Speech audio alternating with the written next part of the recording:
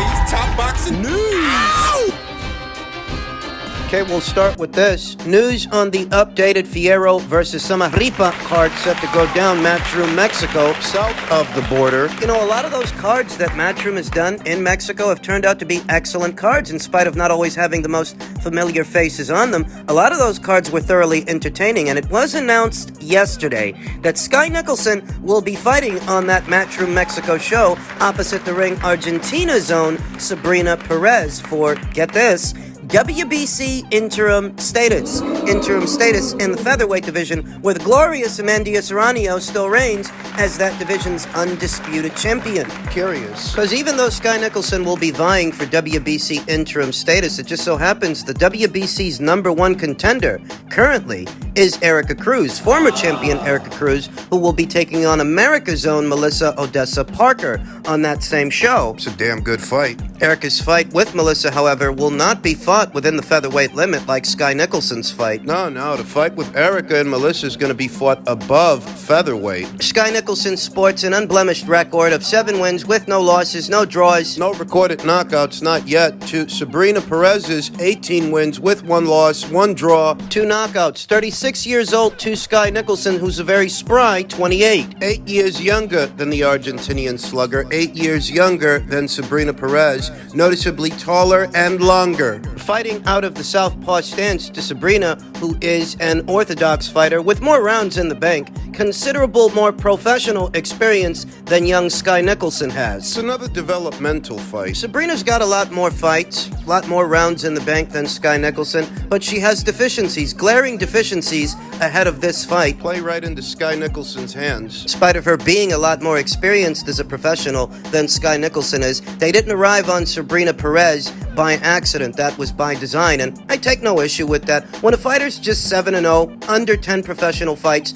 it's customary, it's normal to fight in developmental fights in order to sharpen and hone their skills, and I think that's what Sky Nicholson is about to do opposite the ring Sabrina Perez. The caveat is that this is no preparation for Amanda Serrano, because Sabrina is nothing like Amanda Serrano. She's not a southpaw like Amanda Serrano, nowhere near as hard a puncher. Nowhere near as prolific either. Amanda Serrano is a very vicious combination puncher. Head punches, body punches. There's nothing wrong with Sky fighting in a developmental fight with Sabrina Perez. It's just that because this is a WBC interim title fight, because this fight would essentially make Sky Nicholson Amanda's mandatory challenger, you have to wonder if she's ready for somebody like Amanda, and I don't think she is. Being honest with you, I don't think any of the fights that Sky Nicholson has had so far are adequate preparation for what she would face in Amanda Serrano. She was last in action April of this year opposite the ring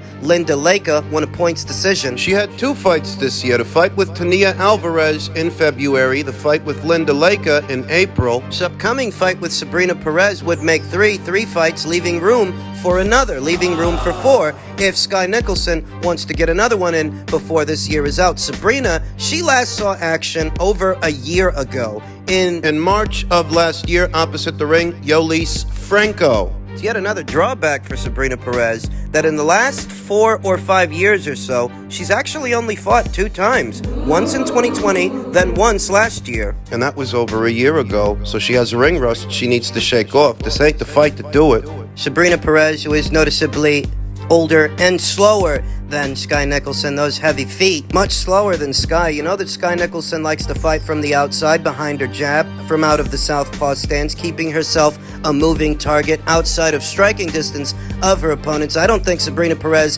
has the foot speed for this assignment. To catch up to Sky. Or the length. You look at the tail of the tape and Sabrina Perez is a shorter, much shorter, stumpier fighter than Sky Nicholson. Not particularly proactive or prolific with her offense. Single jabs on her way in. Because Sky Nicholson is a mobile fighter, long and limber, with those long levers, she might be able to comfortably box Sabrina from the outside and tag her. Because she's got slow feet and she's too upright. Doesn't seem to bend at the waist, bend at the knees. You know, fighting at a slight crouch, tucked behind a guard. It helps, but Sabrina's too upright. She stands tall behind that guard. She's tailor-made for Sky Nicholson. That's the look of it. And While it's good to have developmental fights because you need them, this is in no way, shape, or form preparation for what she would face in Amanda Serrano, where Sabrina doesn't throw that many punches, Amanda does. Where Sabrina's an orthodox fighter, Amanda's a southpaw. Sky Nicholson's going to win this fight. I think she's going to win this fight. I think she'll win a points decision south of the border in Mexico, but this is in no way, shape, or form adequate preparation for an Amanda Serrano fight. And because this is a WBC interim title fight, making Sky the mandatory challenger to Amanda, You know, before you take that step, before you become her mandatory challenger, you want to have had the right fights to prepare you for that fight. And I don't think Sky is there. men's heavyweight news, fight week is upon us, and Daniel Dubois' new trainer, Don Charles, says Usyk has never been dropped. We'll be the first to drop him. An ambitious claim, an ambitious endeavor. You know, I feel like Don Charles is the right trainer for this assignment more than Daniel is the right fighter. It has not been documented, but he being Daniel Dubois, was told prior that he needed attention to his knee, Charles told the Daily Mail. They didn't know when it was going to go, but it was going to go. They took a gamble, and lo and behold, it went in the fight. Remarkably, for a guy who was meant to be a quitter, got up on one leg. Shane didn't panic, and Dubois still brutally knocked him out. Though not before being knocked down 3 times himself. They were flying with half an engine and landed the plane successfully. He never should have won the fight because he couldn't put weight on the leg. Lorena was the first name on my list to come for sparring for Daniel ahead of the Usyk fight. He refused it, and I know why. Yeah, because he got screwed. That was an opportunistic stoppage, if I do say so myself, in the Kevin Lorena fight. As soon as Kevin was in any kind of trouble, the referee made the decision to wave it off, even though Daniel Dubois was in considerable trouble for as long as that fight lasted. You could have waved it off then, but you didn't, and we all know why. Because Daniel's the house fighter. So that the very second that Kevin is in any kind of trouble, you decide to wave it off towards the tail end of the 3rd round. And it looks like what it looks like. An opportunistic stoppage. That Daniel Dubois is as young as he is, already experiencing knee problems, and what appears to be shaky punch resistance. No, I don't like his chances this weekend. Sorry. We're fighting a man who is very good but very beatable, Charles said. I'm finding things about this young man. He can have a rock. I didn't know that. He was sparring Moses Ituama, a very highly rated fighter. They were having it off in sparring, and that's when I saw another side of Daniel that I didn't know. This is a dog in Daniel Dubois. Oh? And if he has dog to it, he can. When Moses came, he brought the dog out of Daniel. I thought, oh my God. Me and my colleagues all looked at each other. We didn't know he had that. The only chance we've been given is that Daniel is a puncher, and we've got a puncher's chance. Do you know what? What? We'll take that. If it's documented that Usyk has never been dropped, we're going to be the first to do it. Dubois will go down in history forever, and he's about to do that. I wouldn't bet on it. You can tell me whatever you want to tell me about how he looks in sparring. It's how he looks under the hot lights, how he looks under pressure that matters most to me. How he looked with Joe Joyce, how he looked with Trevor Bryan, and how he looked more recently with Kevin Lorena. Absolutely no head movement in the Joe Joyce fight. Glaring inability to stay out of the way of Joe Joyce's lead hand, his left hand, from out of the orthodox stance. How's he going to fare with a southpaw? We saw how he did in his last fight with Kevin Lorena. He got knocked on his ass 3 times. Came very close to being stopped, and Kevin Lorena is no Alexander Usyk. And Daniel Dubois, you're talking about a fighter, a young fighter, with shaky punch resistance and bad knees. He's top heavy. That's what it is. Daniel Dubois is top heavy. Most of the weight on this fighter is actually in his trunk, in his torso, and that's hard on a kid's knees. So yeah, he might be bigger and younger than Alexander Usyk, but he ain't got legs. He ain't got feet like Alexander Usyk. He ain't got that maneuvering capability. Being honest with you, It's obvious he can't maneuver as well as Usyk does, but I don't think he maneuvers as well as Anthony Joshua. neither. Don Charles continued, we keep reminding him about that. Muhammad Ali shook up the world when he beat Sonny Liston. He repeated it again against Foreman, who was untouchable at the time. It's about to happen again. We are up for it, man. Usyk said he was hungry for this fight. We are starving. Starving, are you? Oh, are you now? Age is a big factor here. Okay, age is a big factor. Daniel's a young lion. He's 11 years younger than Usyk, and that's a massive factor. You're going to watch Usyk age rapidly during that fight. That's what Don Charles had to say about it. Dev Sani, the resident mouthpiece over there at Queensbury, says that Daniel has got too much youth, too much strength, too much size, too much activity, too much fearlessness, and too much power. That Usyk is a modern-day great, but he relies on speed, movement, and reflexes. And in a few months, he will be 37 years old and has boxed just 4 times since 2019. Daniel Dubois is 25 years old and has boxed 11 times since 2019. Yeah, and only one of them has got knee problems. Only one of them is coming off an ACL injury. And it's not the guy in his mid-30s. It's Daniel, who's only 25. Only one of these guys has ever taken a knee. Only one of these guys got dropped 3-4 times. And it's not the guy in his mid-30s. It's Daniel. You say that Alexander Usyk hasn't been all that active since 2019, whereas Daniel Dubois has, but what's Daniel been up to since 2019? The loss to Joe Joyce, the near-death scare with Kevin Lerena?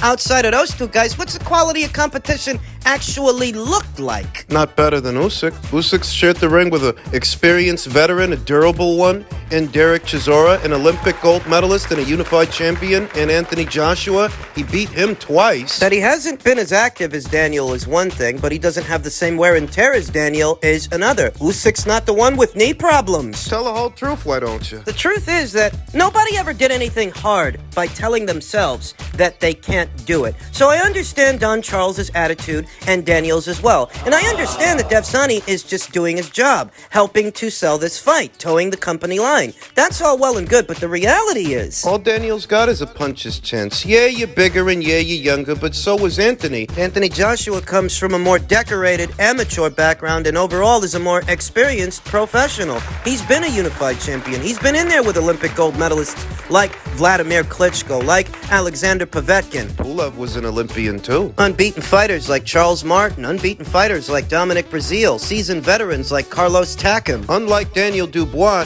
he avenged at least one of his losses. He avenged the loss to Andy Ruiz, whereas Daniel, he never avenged the loss to Joe Joyce. The criticisms often levied against Anthony Joshua apply more to Daniel Dubois than they apply to Anthony. They do. Daniel quit. He took a knee in the Joe Joyce fight, and he stayed down. Anthony didn't stay down in the Ruiz fight. He picked himself up and tried to keep going, but he was incapacitated. He didn't quit. Daniel did. You know, they like to say that Anthony Joshua's all muscles and he's robotic. That actually applies more to Daniel Dubois than it applies to Anthony.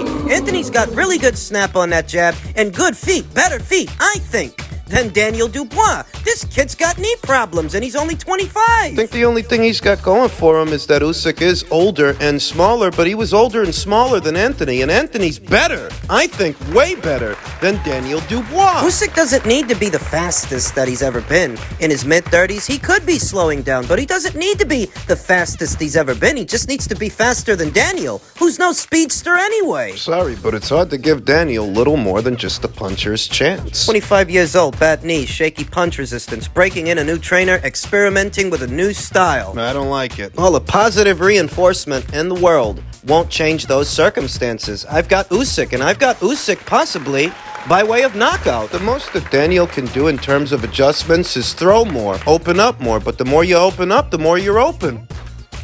Downstairs in the men's welterweight division, Ugas versus Barrios, WBC interim title fight to be part of the Canelo versus Charlo Showtime pay-per-view card. It was initially thought that Yordenis Ugas would be fighting another former champion like himself in Keith Thurman, based on some rumors that were going around a couple of weeks ago. It's not the case. The Yordenis Ugas versus Mario Barrios fight is back on, and it'll take place on a huge stage. BoxingScene.com has learned that Ugas and Barrios will fight for the WBC interim welterweight title on the Canelo Alvarez versus Jermell Charlo undercard September 30th at the T-Mobile Arena in Las Vegas. Ugas versus Barrios will be one of 3 bouts Showtime will televise as part of its pay-per-view undercard before Alvarez defends his undisputed crown against Jermell Charlo. Now, Mario Barrios has since rebounded off the loss to Gervonta Davis, the knockout loss to Gervonta at 140, at 147, opposite the ring Giovanni Santiago. He got the W in that fight. Whereas Ugas has yet to rebound off the loss to Errol Spence Jr. The WBC ordered Ugas versus Barrios in mid-March when it was believed that Errol Spence Jr., then unbeaten, would move up to 154 pounds for at least one fight against Keith Thurman. Spence instead came to an agreement 2 months later to finally fight Terrence Crawford and stop Spence in the 9th round of their title unification fight 3 weeks ago. Spence has until next week to exercise his contractual right to an immediate rematch with Crawford. Should likely be contested at junior middleweight, 154 pounds. Really has my attention here is yet another guy has left Keith Thurman standing. I mean, that's the look of it. Keith Thurman was on standby for Errol Spence Jr. That didn't happen, and it seems like he was on standby for Ugas. That didn't happen either. What would have been an ideal fight for Keith Thurman, who's coming off that win over Mario Barrios that Ugas is about to fight. Ugas hasn't fought in over a year's time. He hasn't fought since the Spence fight. That was 20 months ago. 20 months is actually closer to 2 years than just one. So for Keith Thurman, Ugas would have been an ideal opponent, a former champion like himself in his mid to late 30s. What remains of Keith Thurman's career, if you even want to call it that, is more like a lingering ghost, a remnant of the past, more than an actual contender. We'll get to him. The significance of this fight between Mario Barrios and Yordenis Ugas is that it's for WBC interim status. Whoever wins the fight will be in a pole position to become interim champion. Once Terence Crawford officially moves up and vacates all those titles, whoever wins this might become champion. They might get elevated to champion or have to fight for the newly vacated title. That's it. As far as Keith Thurman, well, if Ugas is fighting Mario Barrios, he's not fighting Keith Thurman, so where does that leave Keith? I don't know. Maybe he is once again on standby for either Errol Spence Jr. or Terence Crawford. You know, if Errol don't exercise the rematch clause, maybe they put him in there with Keith. Maybe. Or maybe Terence Crawford doesn't leave welterweight straight away and he defends the undisputed crown at least once against Keith Thurman. Maybe it happens that way. Maybe. Or maybe Keith Thurman climbs in there with Eimantas Stanionis of Lithuania, that unbeaten up-and-comer that's in possession of the WBA regular title, what could see him crowned to full champion once all the titles go vacant. Maybe Keith fights that guy. Hard to favor Keith Thurman in any of those fights, being honest with you. He's been out too long. I don't think he's got fire in the belly. He's not ambitious. He's just a lingering ghost. A remnant of the past. It's a crying shame that he's only got one professional loss, one loss on his record, but his career very much seems kaput and over with. Not because of the one loss, but because the guy's not fighting. 2 years of inactivity after the Danny Garcia fight, 2 more years of inactivity after the Pacquiao fight. Tack on 1 more year of inactivity after the Mario Barrios fight, over a year, close to 2, really. Not making this up. You put it all together, and this guy is barely an active fighter, just barely. This is not an ongoing career so much as a lingering presence. He's waiting to cash out, that's how I see it. I think he's just sticking around for one more big purse, one more big payday, because honestly, if the guy wanted to be more active, he would be. He could be. But he's not. He's literally preserving himself by not fighting at all. So maybe he fights Spence in a rebound fight or Crawford in an undisputed title defense. Maybe. And if all of that falls through, maybe then he fights an unbeaten up-and-comer in Eimantas Stanionis. We'll see what happens.